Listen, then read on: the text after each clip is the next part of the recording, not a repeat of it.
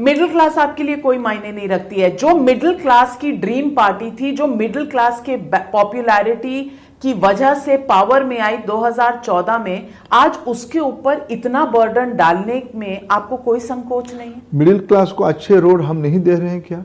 Middle class को क्या हम अच्छे हेल्थ केयर सिस्टम नहीं दे रहे हैं क्या?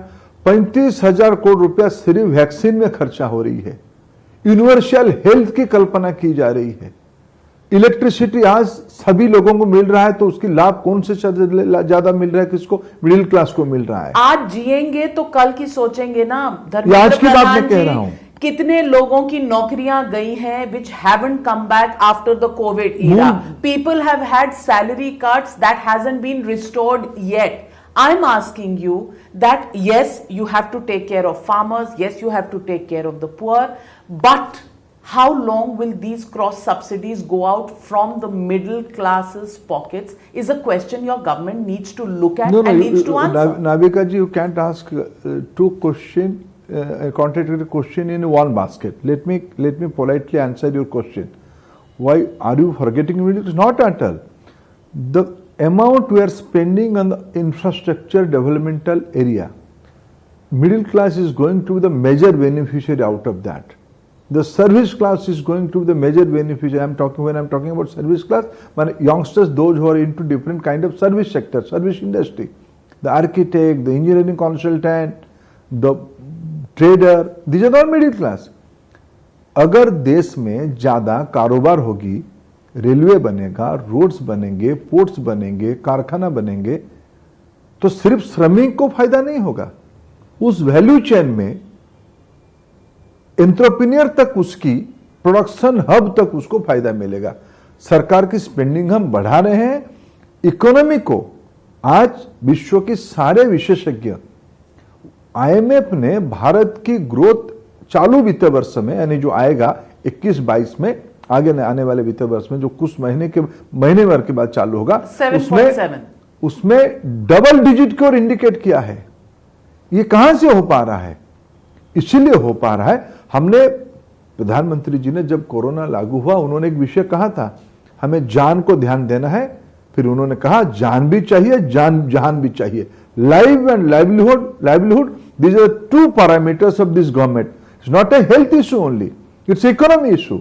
अगर हम देश में अर्थनीति और जीविका, जीवन और जीविका दोनों को हम महत्व देंगे, तो हमारी अर्थनीति पटरी में रहेगा। विश्व की सारे बड़े इकोनॉमी की हालत को देखिए, यूरोप को देखिए, अमेरिका को देखिए। उस हिसाब से भारत की चैलेंजेस के साथ भी अगर भारत एक वाइब्रेंट इकोनॉमी फोर्स करके इमर्ज कर रहा है, तो हमारी रणनीति के कारण हो रहा है। हम पारदर्शी तरीके से, आज हमारे जीएसटी कलेक्शन क्यों बढ़ रहा है? जीएसटी तो टैक्स ही है, इसीलिए बढ़ रहा है। लोगों को इसी में एक पारदर्शी ट्रांसपेरेंट मैकेनिज्म पे भरोसा बढ़ी। नहीं, भरोसा नहीं बढ़ गया, उनकी मजबूरियां बढ़ गई हैं। और मैं मजबूरी की बात आपको बताती हूं। Now let's look at the petrol prices. Base price and freight of petrol in May 2014 was 47.12 rupees. In February 21, the base price is rupees 32.1. Central taxes in 2014 were 10 rupees 40 paisa. Today they are 32 rupees 90 paisa. State taxes in May 2014 were 11.90 paisa and today they are 20.61 paise. Dealer commission in May 2014 was 2 rupees. Today it is rupees 3.68. Retail selling price in May 2014 was 71.41 rupees. Today it is 90 rupees in some places, touching 100 rupees in other places. I want to ask you, is this a temporary situation, या आम आदमी ये तय कर ले कि आगे से पेट्रोल का जो दाम है वो 100 रुपए के आसपास होगा? देखिए, मैं आपको एक विषय, इस सारा विषय का उत्तर मैं दे चुका हूं, फिर भी आपको विनम्रता के साथ एक विषय को दोहराना चाहूंगा कि एक अर्थनीति चलती कैसे है और अर्थनीति चलने की गवर्नमेंट रिसोर्स अरेंज कैसे होते हैं। गवर्नमेंट रिसोर्स थ्रू टैक्सेस होते हैं। आज टैक्स कलेक्शन इसीलिए बढ़ रहा है। मैंने आपके सामने कहा कि जनता की भरोसा है कि ये जितना पैसा पाई इकट्ठा करेंगे, रोड में, रेलवे में, एयरपोर्ट्स में, पोर्ट्स में, हेल्थ सेक्टर में, एजुकेशन में खर्चा करेंगे। ये सारे जब खर्चा होती है, ये ट्रिकल डाउन करता है ऊपर से नीचे तक।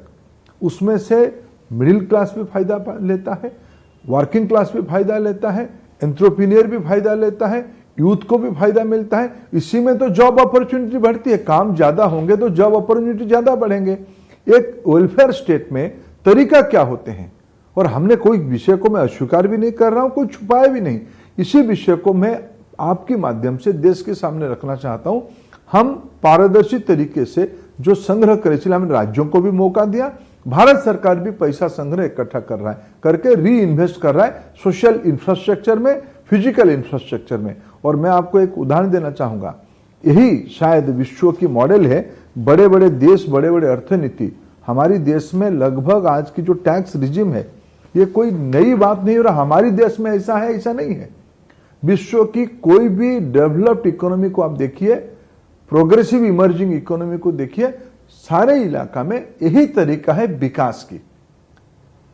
इसी पथे को हमने सामने लिया भी है, और हमें इसी के माध्यम से, अगर आप ईमानदार रहोगे, आप पारदर्शी रहोगे, लोग आपके ऊपर भरोसा करेंगे। हमें लगता है कि हम कोई भी चीज छुपा नहीं रहे हैं।